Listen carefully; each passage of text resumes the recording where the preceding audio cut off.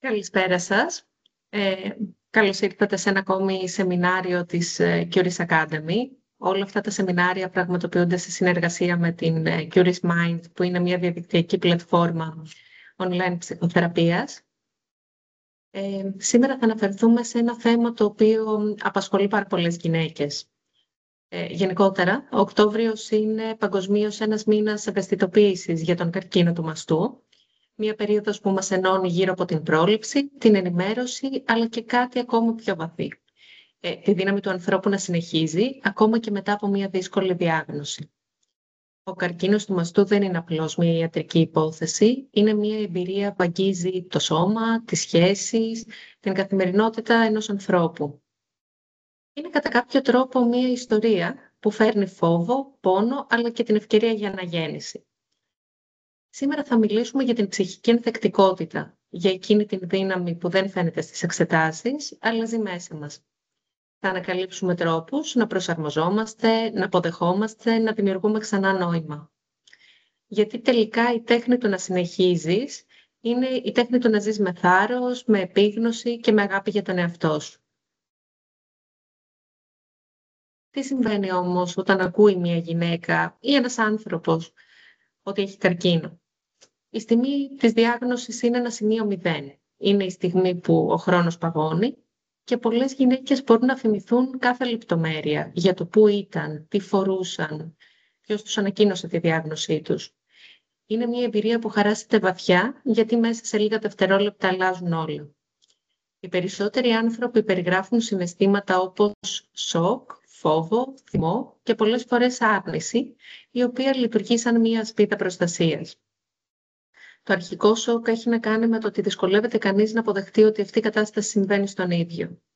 Ο φόβος συνοδεύεται από ανησυχίες για το τι θα γίνει, αν θα αντέξει κανείς τις θεραπείες ή αν θα αλλάξει η ζωή του. Και ο θυμός είναι οι αντιδράσεις τις οποίες κανείς τα βάζει με τον εαυτό του, τα βάζει με τον χρόνο, τα βάζει με το Θεό, γιατί έχει εμφανιστεί στον ίδιο και γιατί στην παρούσα χρονική στιγμή της ζωής του χρειάζεται να το αντιμετωπίσει. Όλα αυτά τα συναισθήματα είναι φυσιολογικά. Είναι πρακτικά οι πρώτες αντιδράσεις του ψυχισμού σε μια πραγματικότητα που μοιάζει αδύνατο να τη δεχτούμε. Το σημαντικό είναι να θυμόμαστε ότι η ζωή δεν σταματά με τη διάγνωση, αλλάζει, μεταμορφώνεται και ζητά από εμάς να τη μάθουμε ξανά με νέους όρους, πιο συνειδητούς και πιο αληθινούς. Τα ερευνητικά δεδομένα δείχνουν ουσιαστικά ότι πάρα πολλοί άνθρωποι οι οποίοι πάσχουν από καρκίνο εμφανίζουν κλινικά σημαντικό άγχος ή καταθλιπτικά συμπτώματα. Το σοκ της διάγνωσης ενεργοποιεί μια έντονη απειλή, τόσο για την ταυτότητα όσο και για το σώμα, καθώς κανείς μπορεί να αισθάνεται ότι εκείνη τη στιγμή χάνει τον έλεγχο. Χάνει τον έλεγχο της υγείας του, χάνει τον έλεγχο της ζωής του. Όταν ακούμε την λέξη διάγνωση, σκεφτόμαστε αμέσως το σώμα, το ιατρικό κομμάτι. Όμως η πραγματική πρόκληση συμβαίνει μέσα μας. Η διάγνωση είναι μια υπαρξιακή αναστάτωση. Φέρνει φόβο για το άγνωστο, αβεβαιότητα για το μέλλον και αίσθημα απώλειας ελέγχου. Πολλές γυναίκες αισθάνονται ότι χάνουν την ταυτότητά τους, μπορεί να απορούν για το ποιες είναι τώρα, αν είναι οι ίδιες, αν μπορούν να συνεχίσουν να ονειρεύονται. Συχνά εμφανίζονται ενοχές. Μήπως έκανα κάτι λάθος? Ή ένας θυμός προς το σώμα που πρόδωσε. Αυτές οι σκέψεις είναι ένα μέρος της προσπάθειας να κατανοήσουμε κάτι που μοιάζει παράλογο. Οι συναισθηματικές μεταπτώσεις που εμφανίζονται σε αυτές τις περιπτώσεις είναι απόλυτα φυσιολογικές και μάλιστα είναι έντονες. Είναι στιγμές αισιοδοξίας που εναλλάσσονται με την εξάντληση. Εκεί χρειάζεται απλώς μια υπενθύμηση. Ο καθένας είναι άνθρωπος και έχει δικαίωμα να αισθάνεται τα πάντα. Δεν υπάρχει σωστό και λάθος συναίσθημα. Η ψυχολογική στήριξη που παρέχεται από ειδικούς, από ομάδες, από φίλους είναι πολύτιμη. Μας βοηθά να βρούμε πάλι τον εσωτερικό μας ρυθμό, να σταθούμε στα πόδια μας και να θυμηθούμε ότι δεν είμαστε μόνοι. Και φτάνουμε κάποια στιγμή στην αποδοχή. Η λέξη αποδοχή συχνά είναι παρεξηγήσιμη, γιατί δεν σημαίνει παραίτηση, σημαίνει συμφιλίωση. Σημαίνει να βλέπουμε την πραγματικότητα όπως είναι, χωρίς να την εισπρώχνουμε μακριά και να επιλέγουμε να ζήσουμε μέσα σε αυτή. Είναι μια διαδικασία, δεν είναι στιγμή. Κάθε μέρα κάνουμε και ένα μικρό βήμα. Το πιο σημαντικό είναι σε ένα πρώτο επίπεδο να αναγνωρίσουμε τα συναισθήματά μας χωρίς καμία ντροπή. Έπειτα να μιλήσουμε ανοιχτά για αυτά σε ανθρώπους που εμπιστευόμαστε. Και να μάθουμε κάποιες τεχνικές χαλάρωσης, ούτως ώστε να μπορούμε να δώσουμε στον εαυτό μας λίγα λεπτά σιωπής, να καταγράψει τις σκέψεις και στη συνέχεια να μπορούμε να θέσουμε μικρούς και ρεαλιστικούς στόχους. Σήμερα θα κάνουμε ένα βήμα, μία μέρα τη φορά είναι αρκετή.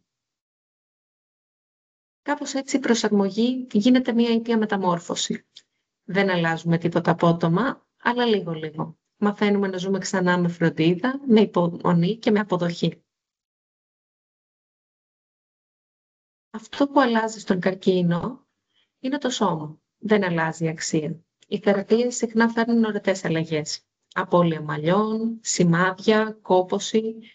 Και είναι φυσικό για κάθε γυναίκα που καλείται να αντιμετωπίσει μια τέτοια κατάσταση να βιώνει λύπη ή αμηχανία. Ζούμε μάλιστα και σε μια κοινωνία που συχνά ταυτίζει την εικόνα με την αξία. Όμως η αλήθεια είναι πως αυτές οι αλλαγές δεν αγγίζουν την αξία μας ούτε στο ελάχιστο. Η αξία μας δεν βρίσκεται στα μαλλιά, δεν βρίσκεται στην επιδερμίδα, βρίσκεται στο βλέμμα, στη στάση, στη δύναμη που έχουμε να συνεχίζουμε. Κάθε ουλή είναι μια υπενθύμηση ότι πολεμήσαμε και αντέξαμε. Αυτό που έχει πολύ μεγάλη σημασία είναι να μπορεί κανείς να ξαναχτίσει τη σχέση με τον εαυτό του και το σώμα του με ευγένεια. Να το αγκαλιάσει ακριβώς όπως είναι, με σεβασμό για όσα πέρασε, γιατί το σώμα δεν μας πρόδωσε, μας κράτησε στη ζωή. Οι σχέσεις διαδραματίζουν από την άλλη πλευρά πάρα πολύ μεγάλο ρόλο στον τρόπο με τον οποίο θα διαχειριστούμε αυτή τη δύσκολη κατάσταση. Μπορεί κάποιος να πιστεύει ότι μόνος του μπορεί να είναι δυνατός. Η αλήθεια όμως είναι ότι η δύναμη μπορεί να ανθίσει μέσα από τη σύνθεση. Όταν οι σχέσεις είναι αληθινές, μπορούν να μετατραπούν σε ένα πραγματικό καταφύγιο. Μπορεί να είναι η οικογένεια, οι φίλοι, μια ομάδα υποστήριξης ή άνθρωποι που γνώρισε κανείς πρόσφατα, αλλά έχουν την δυνατότητα να κατανοήσουν το βίωμα. Είναι σημαντικό να μοιράζεται κανείς αυτό που ζει, γιατί το να ζητάμε βοήθεια δεν είναι ένδειξη αδυναμίας, αλλά μια πράξη αυτοφροντίδας. Οι ομάδες υποστήριξης λειτουργούν θεραπευτικά. Όταν ακούς μάλιστα κάποιον να περιγράφει κάτι που νιώθεις κι εσύ, δημιουργείται χώρος για κατανόηση, αποδοχή και δύναμη. Όπως λέμε συχνά, όταν μοιράζομαι τον πόνο μου, αυτός γίνεται πιο ελαφρύς. Και το μαζί αποκτά τότε μια νέα σημασία.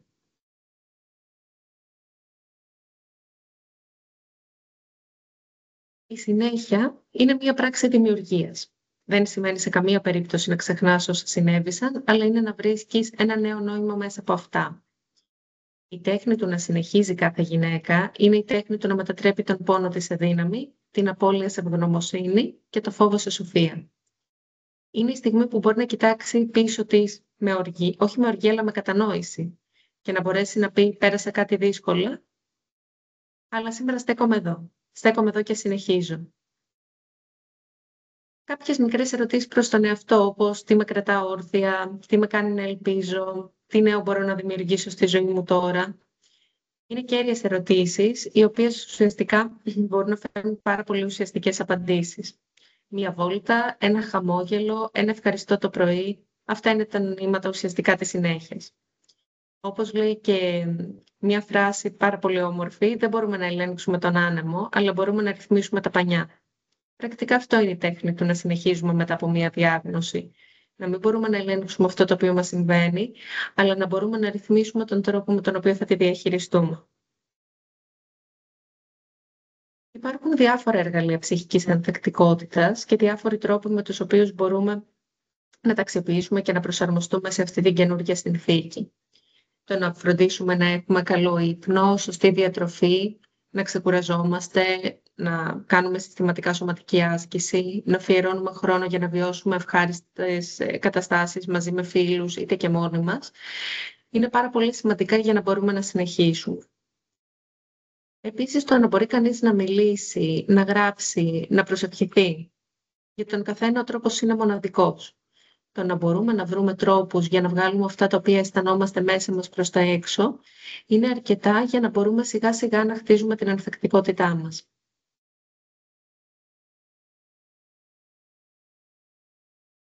Αναφορικά τώρα με το πώς συνεχίζουμε μετά τις θεραπείες, πολλοί πιστεύουν ότι μόλις τελειώσει η θεραπεία όλα επιστρέφουν στο φυσιολογικό.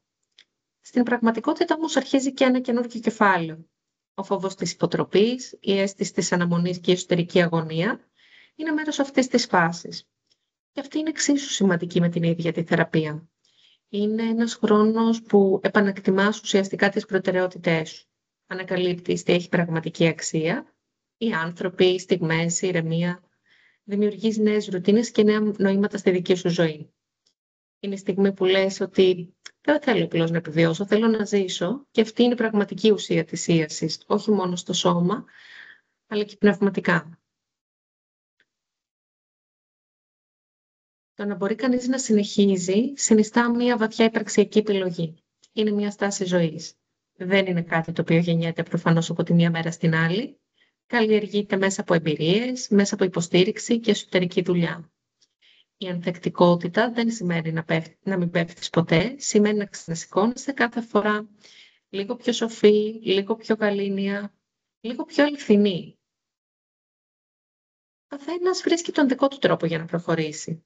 Για άλλους είναι η πίστη, για άλλους η οικογένεια, για κάποιους άλλους η δημιουργία, η προσφορά ή απλώς η ίδια η αγάπη για τη ζωή. Και αυτό είναι η πιο όμορφη μορφή τέχνης, η τέχνη του να μπορείς να συνεχίζεις.